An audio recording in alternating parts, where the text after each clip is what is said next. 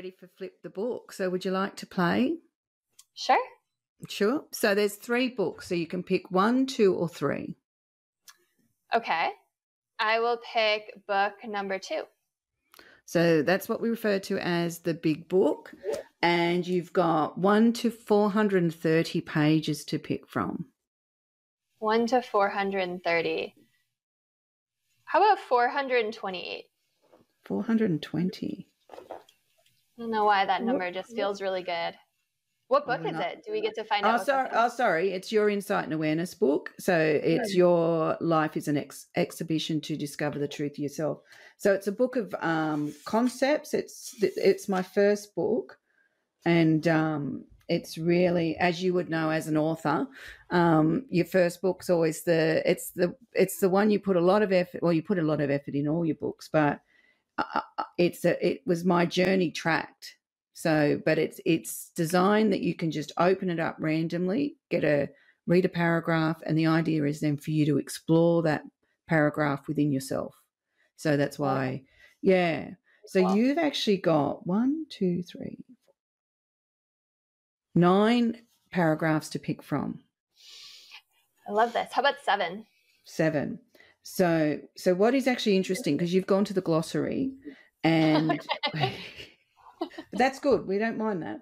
So autonomous, and the meaning that I've got here is self-governing, to make decisions freely and independently. So how does that feel for you? I think that kind of ties in really well to what we've been talking about, of empowerment and understanding that you are powerful, and what other people say and do is about who they are and not you, and looking inward and doing the work. I think it resonates. What do you think? Yeah, I like it too. And I think you really do feel that within yourself. Yeah. Is that you are the one that can change your mind, so therefore you are the one that can change reality. And then that you're taking accountability and responsibility for you, not everybody else, just for you. Exactly, because you can't change the outside world, but you can change your thoughts, your reactions to things, right? Whether you respond or react. Yeah. Yeah, that's beautiful. Well, just out of curiosity, I'd like to do a soul read on you. So that's, okay. because the books go in random order. So, so today it's book 3. So can you pick a number between 172 and 215? How about 181? 181. And that is actually a picture. Oh, I think that's very relevant too. Can you see that? Oh, wow. That is so relevant. That's crazy. It's crazy because I even use the term climbing out of that proverbial tunnel.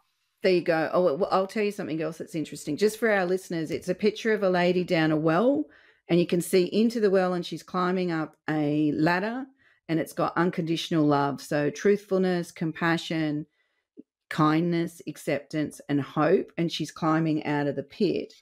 I normally do 189 to 215, and I said 172 for you, which is the beginning of that section, so that it actually broadened out to what I normally did. So wow. that there, I think the picture epitomizes what you've done and what you've written about, which is beautiful. I have serious goosebumps right now. Okay, so do you want the page before or after, and we'll get you a paragraph? Let's do the page before. Before, okay. 1, 2, 3, 4, 5. 1 to 5. Let's do 5. 5. When you explore and embrace your own core essences, you can create a ladder to climb out of your emotional hole, a harness to support you whilst in the midst of confronting experiences, and a soft, comforting blanket that warms and shields you from the coldness you observe and feel.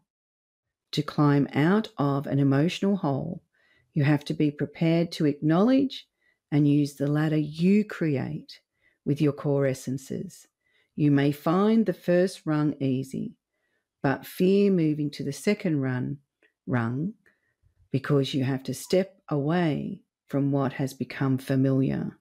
It is imperative to acknowledge what has become your familiar and to realize familiarity does not always create safety. That's pretty amazing. I love that. I think I it's have chills. Wow. This is your book too? Yeah. Wow. This is from Breaking Free: The Chains of Silence. So when I started working with people, it's not my history, but about 70% of my clientele ended up being childhood abuse victims. So I always say that they educated me, and then I documented the themes that they were dealing with. And at the back of the book, which is, I'm going to do something similar in my next book, it's about your soul. So, it's got information that you need to help resolve your abuse. But at the back, it's like, right, let's understand yourself as a soul. And that's what we just did for you, so that there's your journey. And then, it's beautiful. That's amazing. And I love the language that you wrote too. It's a harness and it's a soft, comfortable blanket. It's all those things, right? Yeah. It lifts you up. It supports you. It protects you. It keeps you warm and insulated. I don't know. It resonated on every level. That's pretty amazing. Yeah, we love that. So when you wrote your book, how did you find the experience for you? It was so cathartic. It was so cathartic. And, I always say that the best way to learn something is to teach it. And I've been a teacher in multiple capacities. I taught English. I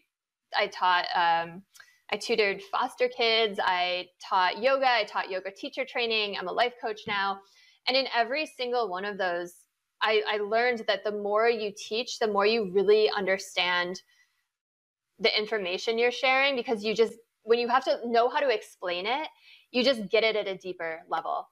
And it gave me such greater understanding and compassion and gratitude for not only my own journey and everything I've gone through, but all these other teachers who I hold such reverence for and all of their teachings. Because I reread all my favorite books before it. And I don't know, I just came out really embodying the work on such a deeper level after.